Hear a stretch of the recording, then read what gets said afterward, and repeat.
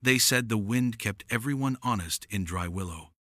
It peeled paint from false fronts and secrets from mouths, carried words down Main Street and into the cottonwoods by the creek where children tied tin charms and whispered wishes. That wind tugged at Clara McGraw's shawl the morning the town decided she was unfit to be looked at, much less helped. She walked home from the mercantile with flour, salt, and lamp oil lashed to a sledge her old mare dragged behind. Heads turned the way sunflowers turned to sun, slow, unavoidable. The barrel of pickles by the door kept rocking after she passed, and the bell over the frame paused mid-swing, as if breath itself had been held back. Bad luck, that one, someone breathed, not softly enough. Drove her man to drink, drove him to dust. Clara didn't flinch anymore. She kept a coin-counting calm in her eyes, the way a river holds itself together after a horse crosses. But beneath the calm there was a burn, tender as new skin. Her husband had died in a winter storm 3 years past. His pony found circling the fence line, with the saddle turned belly down and the cinch cut. Folks called it accident, then God's will. Then when the bank came sniffing at her land carelessness, when she refused to sell, carelessness turned to wickedness in their mouths. Wickedness was a word a church knew how to carry. At her throat, under the edge of the shawl, a small loop of weathered rope hung on a rawhide thong. From it dangled a narrow gold band, blackened in the crease where it had been burned once in the branding fire by accident. Her wedding ring, her shame, her proof. She wore it because no one could take it if it was already close enough to her pulse. She wore it because the last thing his fingers had gripped before the snow took him had been rope. If she could keep the rope near, maybe she could keep the part of him that hadn't given up. The mare, Dusty, planted herself by the churchyard, as though roots had pushed from her hooves. Not now, Clara murmured, palms to the animal's warm neck. The bell in the steeple muttered 11 cold notes into the morning. Men tipped hats to wives they beat at night and pretended not to see Clara at all. By noon, she had the sledge emptied and a fire in the kitchen stove, iron popping as if remembering old quarrels. Winter had backed off, but left its teeth in everything. A bite in the water, in the tin cup, in your bones when you turned too fast. The house sat by itself on a knoll, with a view of sagebrush like gray-blue sheep, and the black line of the railroad a mile beyond, where freight cars went past like chopped-up thunder. Cows dotted the pasture like punctuation on a sentence no one had learned to read out loud. Clara cooked beans and coffee, then ate standing because chairs made her feel too visible to the empty room. Every clink of spoon against tin made the dog under the table, Old Brisket, thump his tail twice and wait to see if the pattern meant something new. When the wind found the chimney just right, it sang through it like a fiddle string. "Better men have listened to worse," she told the wind. "You won't scare me with a tune." Before the sun slid low, she saddled Dusty and checked the north fence. The wire hummed in the evening air. Beyond it lay someone else's idea of a future, a land company's survey stakes, red heads winking in the dusk. The line riders had been about leaving boot prints beside her cow tracks. Her neighbors claimed the riders were doing God's paperwork.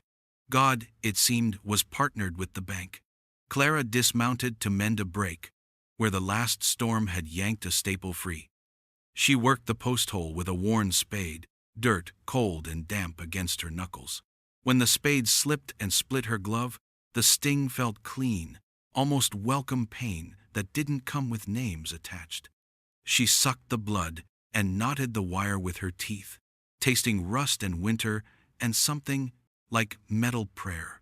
A noise carried not hoofbeats, not wagon clatter, a footstep that knew how to avoid rocks. She turned, spade lifted, hair knife loose in her apron pocket. The shape that stepped from the sage was tall enough to throw a long shadow, but thin in the way men get when they're done with wanting to impress anyone. His coat had been army once. The color that tries to hide in every country, and never quite does. He had the look of a man who had tried to leave his name someplace safe, and hadn't found the door. "Evening," he said, voice rasped by dust or silence. He kept his hands where a spooked horse could read them. His hat brim cut his eyes in two. Clara stood still, as fence wire stretched wrong. "You're on my side of the stakes." "I noticed," he said. "Looking for work? Looking for water?" "Not in that order." "Town's that way." She nodded, chin toward the bell tower, which was black now, against a sky pinking like a scraped knee. "Towns where people pretend they don't know you till they need something," he said, as if they'd already spent a season in the same room. "And you'd be the something?" He let half a smile up, then put it away quick. "Name's Elias Cole. I fix fences. I ride nights. I don't drink on duty, and I don't borrow money. I mine gates." "Clara," she said, and the name felt like placing a glass down instead of throwing it. "I don't hire drifters. I don't drift," he said softly. "I just keep my distance." Behind them, Dusty blew warm breath and stamped. Brisket rose from a patch of grass and considered growling, then decided to trust the horse's opinion first. Elias kept his hands easy. "Fence won't hold through morning if the wind turns," he added, eyeing the knot Clara had made. "No fault of yours, it'll sing itself loose. Wind's a crow, that way finds the shiny, steals it." "You know the sound of wire," she said. "Know the sound of a lot of things men don't hear till they fail," he answered, not proud about it. "You got a T-stretcher? Or do I walk to town and ruin the night for both of us?" She should have sent him on. She should have said the kind of phrase that keeps you safe. No thank you, no room, no need. But the wire's tune had in fact been wrong, and the last hired hand had taken 2 chickens and a pair of her husband's boots and disappeared into the blue hills. And there was the way Elias stood, like a promise and a warning were the same size in him, and he had learned to carry both without spilling. "In the shed," she said. "Second peg." He fetched it without asking which wall or which peg, and came back with his sleeves rolled, forearms cross-hatched, with pale lines and one long seam of scar that climbed his wrist like a raised river up into the sleeve. He didn't look away when he saw her see it. He didn't explain either. They took a post hole each and worked without speaking, trading the tamp and the level like old partners. The sun went down like it always does, quick and sure and thoughtless. And night came on the way. A big cat comes, on paws, testing floorboards. When the wire finally sang true, a low steadying hum like a man's chest when sleep has found him, they leaned back in the chill and listened to it hold. "You eat?" she asked, like a person speaking through a closed door. "Not since morning," he said. "I can pay in labor." "Pay with the gate," she said. "It sticks." They walked the slope to the house. Through the kitchen window, the lamp made a soft square on the yard, and moths came and wrote their short, desperate letters on it. Inside, the table wore 2 bowls that matched by not matching. Clara ladled beans and set a tin plate of salt pork between them, then poured coffee that steamed like breath after a run. Elias ate like a man taught not to be loud about hunger. He thanked her not with words but with the way his shoulders loosened by an inch. "Storm line's building west," he said after the first quiet had done its work. "You'll want the calves in the lower pen. I'll want someone to tell me that in the morning when the pen's full, and I'm a fool," she said, a small smile trying to get born at the corner of her mouth. "You know cattle?" "I know fear," he said. "Cattle are just fear with 4 legs and an argument about which direction to run." Clara's fingers, around her cup, trembled once, then pressed harder to stop it. The rope ring moved against her collarbone, a small thought in metal. Elias's eyes flicked to it, then away, then back with deliberate care.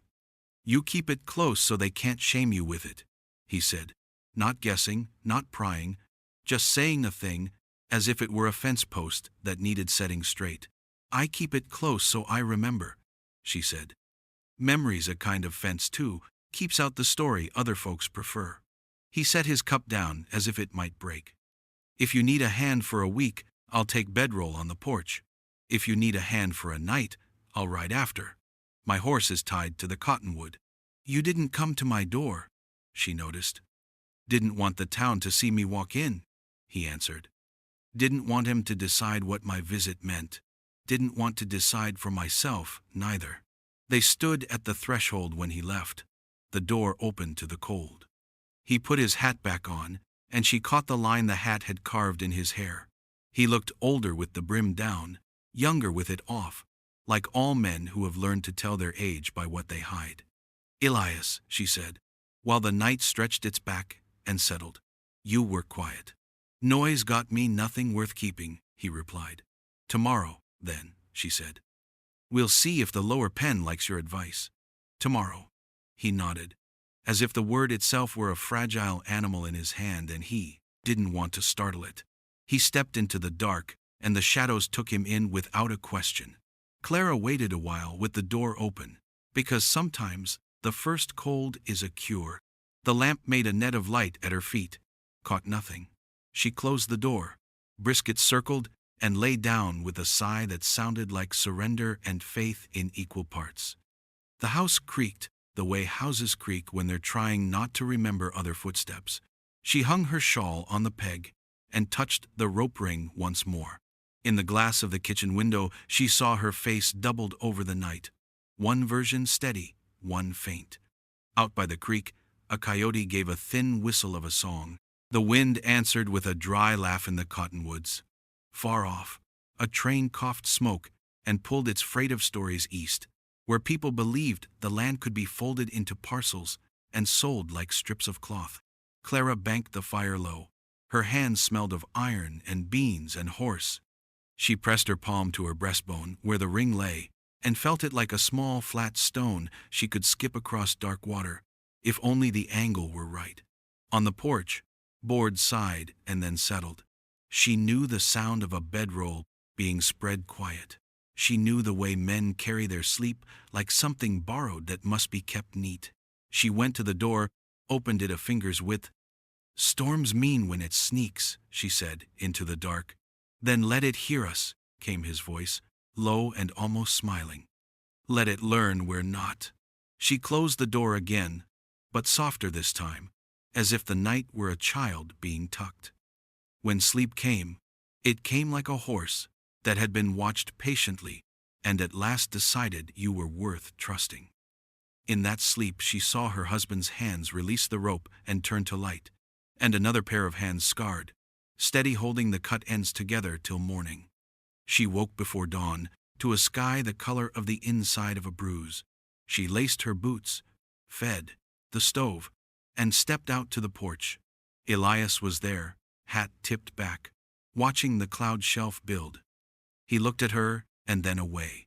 And the away wasn't indifference. It was a kind of respect, as if looking could bruise a person if you did it too quick. Calves, he said. Lower pen, she agreed. He shouldered the gate just so, and it obeyed him. Dusty tossed her head and trotted down the slope without being told. Brisket ran ahead and came back to check that the herd of two had not changed their minds. Clara caught herself wanting to say something she'd never said to anyone in this county. Stay. She did not say it. She let the morning hold both the words and the silence. And somewhere behind the coming storm, though neither of them would have named it yet, a promise turned over in its sleep and began to wake. The morning started with the storm's growl sitting low on the horizon, a bruise-colored line pressing closer. Clara had gathered the calves to the lower pen, but calves were made of panic and questions. They pushed the fence, bawling, eyes rolling white at every gust of wind. Elias worked alongside her, his coat peeled off, shirt sleeves rolled, scar catching the morning light like a pale reminder. He didn't bark orders the way most men did. He hummed low, steady, something between a hymn and a lullaby. The calves slowed, heads tilted, listening.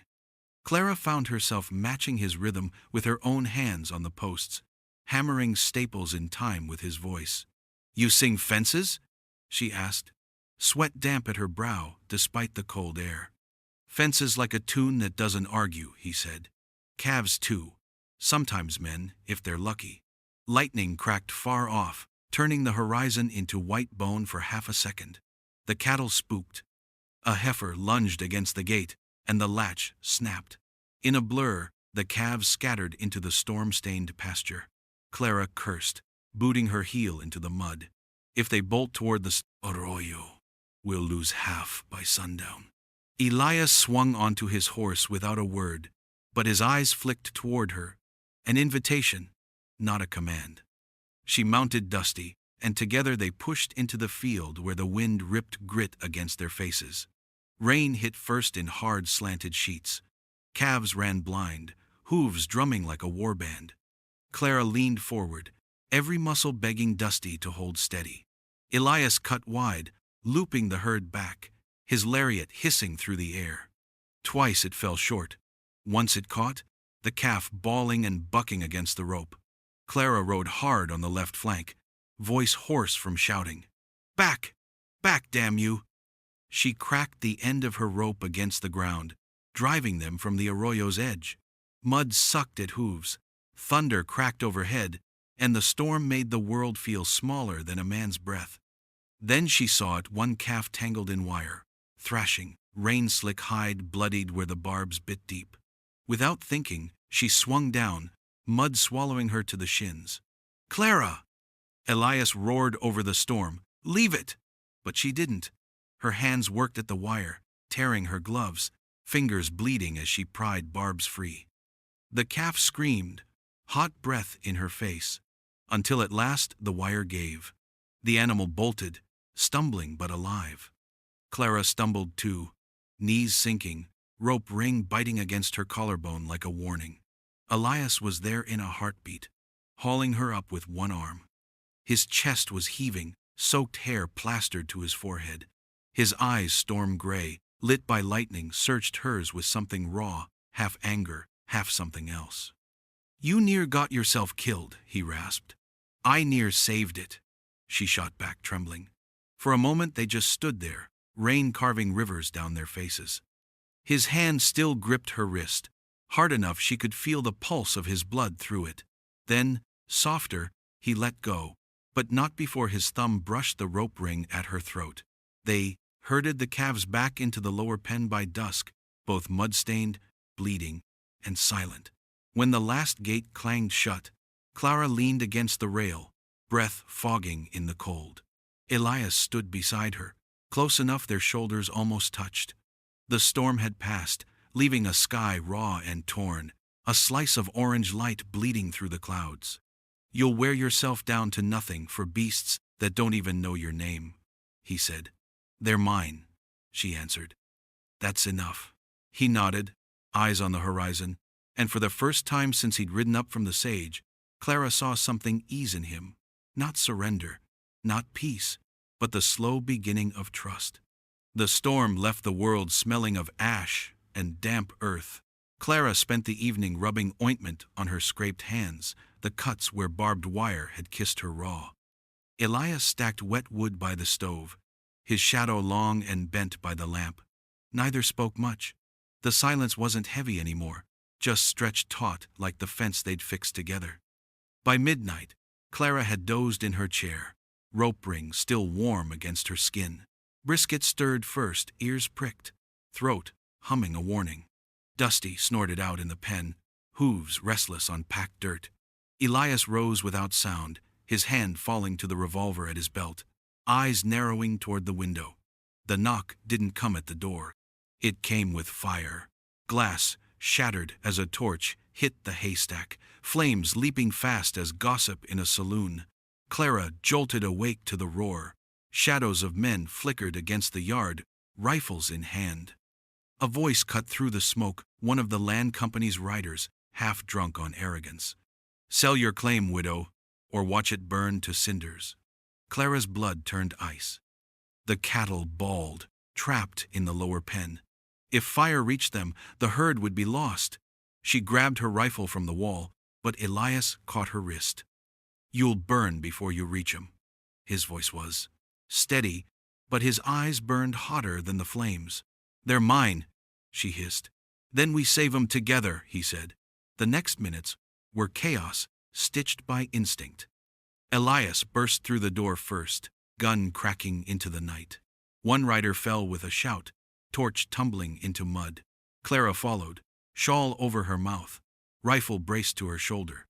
She shot wide, not to kill, but to scatter. The men cursed, spooked, some firing back as they retreated toward the creek. Elias dashed to the haystack, kicking torches aside, rolling wet canvas over the blaze. Clara ran for the pen, smoke clawing at her lungs. She tore at the gate latch, dragging it open with burning fingers. The cattle stampeded out, thundering into the pasture, tails high with terror but alive. Behind her, a rider broke from the dark, raising his rifle. Clara froze, then Elias slammed into him, the two men crashing into mud. A shot cracked wild, splintering the post inches from Clara's head. Elias wrestled the rifle free, swung it like a club, and dropped the man cold. By the time the last flame hissed to steam, the yard was a battlefield of smoke, hoofprints, and broken breath. Clara leaned against the fence, chest heaving. Elias staggered toward her, blood striping his temple where the rider's gun stock had caught him. She reached out, hesitant, trembling, and touched the cut with her sleeve. He flinched, but didn't pull away. "You'll scar," she whispered. "Already got one," he said, half a smile through the pain. "What's one more?" Their eyes held in the glow of dying embers. Clara's hand stayed against his face a beat too long, heat of him warmer than fire, steadier than storm. His lips hovered near hers, close enough that the breath between them felt like a promise. Then she stepped back, rope ring pressed hard against her chest. "You kissed me once," she said, voice low, warning in it, but not denial. "You'll never stop after tonight." The words hung in the smoke, fragile, dangerous, true. Elias didn't answer, not with words. He only looked at her the way a man looks at the horizon when he knows he'll ride it, whether he means to or not. The house smelled of smoke and wet earth when they stepped back inside. Clara barred the door with a trembling hand, the wood still warm from the torches outside. Brisket curled under the table, whining low, sensing the ache in the room. Elias sat heavy on the chair, hat tossed aside, hand pressed to the cut at his temple. Blood slicked his palm, dark against the pale seam of the old scar that ran his forearm. He looked like a man, trying not to remember pain, because memory hurt worse than flesh. Clara fetched a basin of water, her hands still shaking. She tore one of her husband's old shirts into strips, cloth soft with age. The sight of it stung, but she carried it over without letting her face falter. "Hold still," she said. He smirked faintly. "I've been told that before. Never managed it." "Then try for once," she muttered, dipping cloth in water. She dabbed at the blood, careful, though her fingers brushed rough stubble along his jaw. He hissed, but didn't pull back. His eyes stayed fixed on hers, storm gray, steady. "You stitch your own wounds?" she asked. "Too many times," he rasped. "Army didn't pay for doctors if you weren't worth keeping." Her throat tightened. She threaded the needle with shaking fingers, close enough now to smell him dust, horse, and smoke. She stitched slow, each pierce of needle through skin, mirrored by a pinch in her chest. When he winced, she whispered, softer than she meant to, "Almost done." His hand, scarred and calloused, came up not to stop her, but to steady hers. He covered her trembling fingers with his own. For a moment, neither worked. The air grew thick with unsaid things. "You got steel in you, Clara," he murmured. "But you shake like a woman who's been asked to carry. Too much." Her breath caught. The needle paused mid-thread. "What would you know of what I've carried?" He let go of her hand, slow, careful.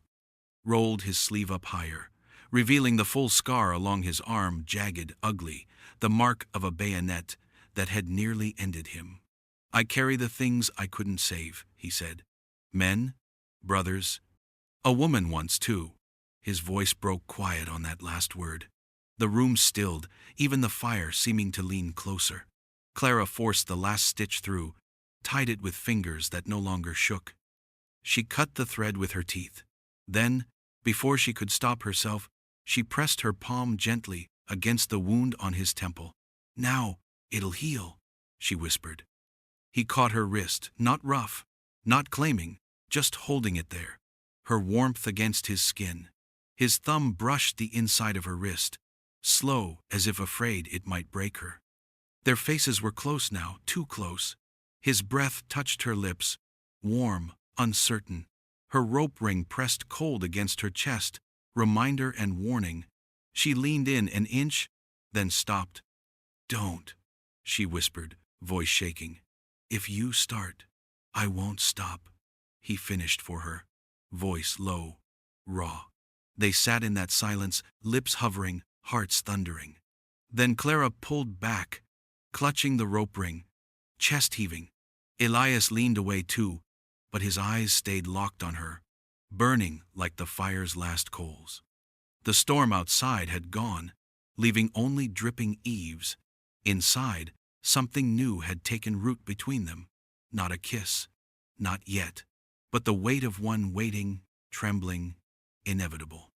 Sunday bells carried clear across Dry Willow, thin and sharp like glass. Clara had not walked to church in near a year, but she went that morning, shawl drawn tight, rope ring hidden beneath its folds. Elias rode beside her, not invited, yet not turned away. He walked his horse with the pace of a man who knew how to enter battle, quiet, steady, expecting nothing but prepared for all. The pews filled slow, whispers filling faster. The preacher cleared his throat, his sermon already drowned beneath murmurs. Widow McGraw, her land should have gone by now. What's that drifter doing with her? Clara sat in the back, chin high though her hands were tight on her lap. Elias stood, leaning against the wall near the door, hat in hand, eyes heavy on the floorboards. When the preacher spoke of sin, too many eyes found her. When he spoke of pride, a child giggled, and a woman shushed him sharp, gaze darting Clara's way. After the benediction, the crowd spilled onto the dusty yard. Clara gathered her shawl, ready to slip back to her horse unseen. But the banker's wife blocked her path, face drawn taut as wire. "You shame this town by holding what isn't yours," the woman said, voice pitched high so all could hear. "Your husband's gone. The Lord took him. You should have gone with him, or at least sold honest to those who can tend land proper." Clara froze, heat rising in her chest. The rope ring pressed like a bruise beneath her shawl. The townsfolk circled closer, scenting blood. She wanted to shout, to curse them, to tell them she had bled for that land, cut her hands open on barbed wire, fed cattle with her last winter stores. But her throat closed, words stuck like stones. And then boots struck the ground, steady, deliberate. Elias stepped forward. He stopped at Clara's side, hat still in hand, eyes sweeping the circle. When he spoke, his voice was low but carried, rough as gravel, leaving no space for mockery. "I fought in 2 wars, he said.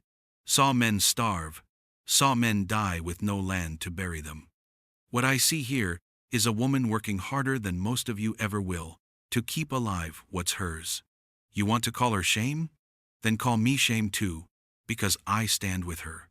The crowd muttered. The banker's wife paled, lips tightening. No one met Elias's eyes.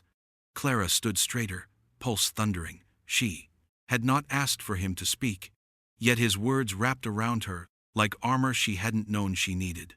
Slowly, he reached down, not with flourish, not with claim, and touched her hand. Just enough that the circle saw it. Just enough that the lie of her being unwanted began to fracture. The silence that followed was heavier than the storm had been.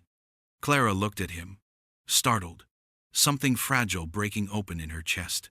Elias didn't look back at her. His gaze stayed on the crowd, daring them to speak again. None did. When at last they mounted to leave, Clara's breath trembled. She whispered low, only for him, "You shouldn't have done that."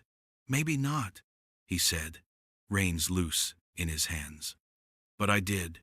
And as they rode out, the town's eyes burned into their backs, but for the first time, Clara didn't bow her head. That night, the sky was clear, as if the storm had scrubbed it raw. Stars spilled like salt across black velvet. The cattle lay quiet in the lower pasture, bellies full, flanks rising slow. The world felt still, but inside Clara, the day's voices still clawed. She sat on the porch, shawl wrapped tight, fingers twisting the rope ring against her chest. The crowd's words gnawed deeper than the barbed wire ever had. She thought of her husband's last day, boots half-laced, hands clumsy with cold, horse neighing sharp before the blizzard. She had begged him not to ride out. He had ridden anyway. And when they found him, rope frozen in his hands, the town had looked at her as though she'd tied it herself. The rope burned cold against her palm now. Maybe I should burn it. Maybe that's the only way to breathe. Elias stepped from the shadows, silent as he always moved. His shirt hung loose, sleeves rolled, hair damp from washing at the trough. In the starlight, his scar caught the glow, a pale line crawling up his arm like a ghost trying to reach daylight. "You're awake," he said. "Not a question, just fact. Soft as gravel under boot." "Sleep won't have me," Clara muttered. He lowered himself onto the step, boots creaking. For a while, they just Saturday. The night smelled of sage and damp earth. An owl hooted once from the cottonwoods. At last, Clara spoke. "Why do you carry it so plain? That scar. Most men would hide it." Elias flexed his arm, scar twisting with the motion. "Hiding don't make it gone. It reminds me who I lost. Reminds me I'm still here." He looked sideways at her. "Same as that rope around your neck." Her throat tightened. She clutched it. "It's not the same." "It is," he said quietly. "Both of us keep proof. Proof of shame, proof of hurt. We think if we hold it close, no one else can use it against us. But it still cuts, maybe deeper." Clara's breath trembled. "And what would you have me do? Throw it to the coyotes? Let the town believe I've let go of him? Forgotten?" Elias shook his head. "Not forgotten. Freed. There's a difference." She stared at him, heart hammering. The fire inside her, anger, grief, hunger, twisted into something she didn't have a name for. She reached out, almost without knowing, fingers brushing the pale seam of his scar. His skin was warm beneath her touch. He didn't move, didn't flinch. "Does it still hurt?" she whispered. "Not like it used to," he said, his voice caught, husky. "Sometimes only when someone touches it." Their eyes met his storm gray, hers blazing with unshed tears. For a heartbeat, the world shrank to just the heat of her palm on his skin and the thundering in both their chests. He leaned closer, slow, hesitant, like a man approaching a wild horse. His breath touched hers, warm, unsteady. Their lips hovered trembling. Clara's fingers curled tighter on the rope ring. At the last instant, she pulled back, gasping. "I can't," she whispered. "Not yet." Elias sat back, jaw taut, eyes shadowed. But he didn't press, didn't shame. He only nodded once, like a soldier accepting a command. "Then not yet," he said. "But don't carry it alone." Clara turned the rope in her hand, the gold band glinting faint in starlight. Her chest ached with wanting, with fear, with something new pressing against old wounds. That night, she didn't burn the rope, but for the first time, she thought she might. The desert had a way of testing everything. Fence posts, cattle bones, a woman's will. By midsummer the sky turned brass, and the wind carried grit that scraped lungs raw. Clara felt it coming, the kind of dust storm that stripped paint from barns and memory from men. She'd spent the morning hauling water buckets from the well, her hands blistering fresh over old scars. The cattle were restless, shifting in the pens, bawling low like they could smell the storm before it showed. Dusty paced the fence line, head tossing. Even Brisket whimpered in the shade, tail thumping without conviction. Elias tightened the boards on the corral, shirt plastered to his back with sweat. His scar caught the sunlight, pale against tanned skin, but he worked like he didn't notice. "We'll lose half the herd if they bolt," he said. "Dust blinds them. They'll run till their lungs burst. Then we keep them close, Clara answered, determination sharp in her tone. The horizon darkened, first a bruise, then a wall. The dust rose like a beast unchained, swallowing sky, turning sun into a copper coin.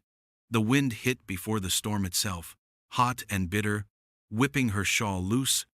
Then came the roar, endless and suffocating, a freight train of sand and ash. "Get down!" Elias shouted, dragging her against the fence. The air turned to grit, stinging eyes and skin. Breathing felt like swallowing knives. Cattle screamed and shoved the rails. A gate splintered. In a blink, calves spilled out, vanishing into the storm. Clara lurched forward. "No!" Elias caught her arm. "You'll choke out there! They'll die!" she yelled back, voice ripped ragged by the wind. For half a second his grip held, hard, desperate. Then his jaw set. "Then we ride." He threw her onto Dusty's back, swung up beside her, and they plunged into the storm. Sand lashed their faces, visibility no more than a hand's span. The world vanished, no ground, no sky, only noise and pain. But they pushed on, following the frantic bawls of the herd. A calf stumbled in the dust, legs collapsing. Clara slid from the saddle, coughing, tears streaking mud down her cheeks. She wrapped her shawl around the calf's head, shielded its eyes, and pulled. "Come on, little one," she gasped. Elias rode in circles, firing his revolver into the air, short, sharp cracks to herd the cattle back by sound. At last, the worst of the storm passed as sudden as it had come, leaving the air heavy with silence and grit. The herd, half blind and trembling, clustered around the two of them. Clara collapsed against Dusty's flank, chest heaving, shawl torn, throat raw. Elias dismounted, dust coating him like another skin. He reached for her, rough hands surprisingly gentle as he brushed grit from her hair. His thumb grazed her cheek, wiping a tear she hadn't known fell. "You could have died," he rasped. "So could you," she whispered, voice breaking. Their eyes met through the haze, raw and unguarded. His hand lingered on her face, trembling not from fear but from something deeper, something breaking loose. Slowly, almost painfully, he leaned in, forehead resting against hers. Lips close enough she could feel the promise of them. She closed her eyes. The rope ring pressed like fire against her chest. For the first time, she didn't pull away. The kiss didn't come. Not yet. But the breath between them was heavier than the storm, and the silence that followed was the closest thing to safety Clara had known in years. The harvest fair came to Dry Willow with banners of burlap and dust, pies lined on tables, fiddles sawing tunes sharp enough to hide the mutter of gossip. Clara hadn't planned to attend, but Elias had said simply, "If you never walk where they gather, you'll never take back the ground they stole from you." And so she came, chin high, rope ring hidden under her dress, hands steady though her stomach twisted. The townsfolk watched as she moved through the stalls, women stiff-backed, men tipping hats without meeting her eyes. Children whispered, tugged at mother's skirts. Clara bought apples, her palms itching with the weight of stares. She would have left early, slipped away as always, if not for the voice. "Ma?" Clara turned. A small boy stood at the edge of the pie stand, dust on his cheeks, barefoot. Not hers, not by blood, but one of the orphans who sometimes wandered her pasture, begging crusts, feeding scraps to Brisket. His wide eyes were fixed on her, full of trust that asked for nothing but her presence. "Ma," he said again, louder this time. The fair stilled. Heads swung. Murmurs rippled like wind through wheat. Clara froze, every muscle screaming to deny, to hush him, to retreat. But before she could move, Elias was there. He stepped from the crowd, boots sure, shoulders squared, eyes burning steady. Without a word, he crossed to her side and took her hand. Not bold, not brash. Just there, solid, warm, unshakable. The boy smiled, relief softening his thin face. He slipped to Clara's other side, clutching her skirt. Around them, the silence thickened. The banker's wife, pinched her lips. A rancher spat into the dust. But no one spoke. No one dared. Elias lifted his chin, gaze sweeping the crowd. His silence was heavier than any sermon. The boy's hand clung to Clara's dress, small and certain, and Clara, heart pounding, rope ring burning hot beneath her blouse, did not pull away. She let the boy call her mother. She let Elias hold her hand. And for the first time since her husband's death, she felt the shame crack like old plaster. Not gone, not healed, but breaking open, letting light through. The fiddler started again, bow screeching uncertain, then stronger. Conversations resumed, thinner than before. But Clara knew every soul present had seen the moment, and no whisper could ever undo it. The fair had ended, the fiddles gone quiet, but Clara carried the echo of that child's voice, Ma, and the warmth of Elias's hand still wrapped in hers. Nights afterward, she sat on the porch with the rope ring in her palm, weighing it like judgment. The desert night smelled of sage, and the stars burned steady, as though they had been waiting for her decision all along. Elias never asked, he never pressed. He worked the ranch as though it were already his, but always left room for her to send him away. Sometimes, in the hush before dawn, she caught him watching her, eyes soft but unreadable, as if he too were tethered to a past he could not quite cut loose. One evening, when the air was still and the cattle calm, Clara lit a small fire in the yard. The rope and ring lay in her hand, heavy, familiar.